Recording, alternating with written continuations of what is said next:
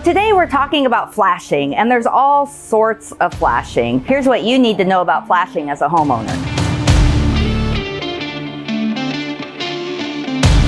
Basically, anytime a roof makes a transition or meets a different surface, there's a flashing that goes there to help make that transition. So if you hit like a sidewall or a head wall, or a first story hits a second story and goes up, a chimney, a skylight, pipes that come, so all of those are different kinds of flashing. Flashing is used at the edge of the roof where it meets something else to keep it watertight and keep it secure, because you need a finishing. Otherwise, if you just had the shingles laying there, water would go underneath the edge and get into the roof. Generally, flashings are made out of metal. When you're talking about sidewall flashings and head wall flashings, when you're talking about the roof meeting a wall, or the roof meeting even a pitch change, sometimes we'll put flashing in there for that transition. And so it's made out of metal. Usually flashings come in 10-foot long sticks. Technically, even drip edge that we put at the perimeter, around the perimeter of the roof, is also a flashing. So it comes in 10-foot sticks of metal. Sometimes it's painted, sometimes it's not, sometimes we paint it. When you talk about pipe jack flashings, or you call them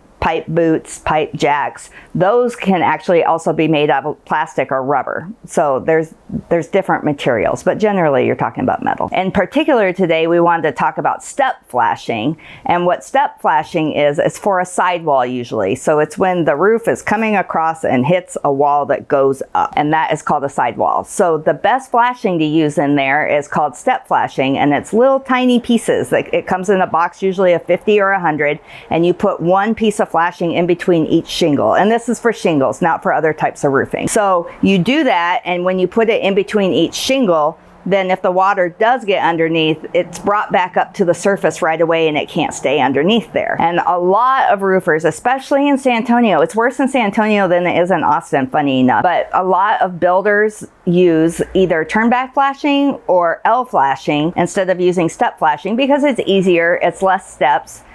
No pun intended, but it doesn't do as effective of a job, and if water gets underneath it, then it causes a whole bunch of damage. And so whenever we do a re-roof, and we often get called out to do sidewall repairs, and we'll do it for repairs too, to put in the step flashing, but if we are doing a re-roof and we tear it off and the original builder used the wrong type of flashing, then we replace it. We don't just reuse it. As a roofer, you know what the correct flashings are. So on a sidewall, I prefer step flashing. That's what we use. Other roofers might use turn back flashing. On a head wall, you want to use L flashing. On the perimeter of the roof, you want to use drip edge. On a chimney, you want to use a cricket. It's a custom made flashing that goes on the top, and step flashing on the sides, and basically the L flashing on the bottom.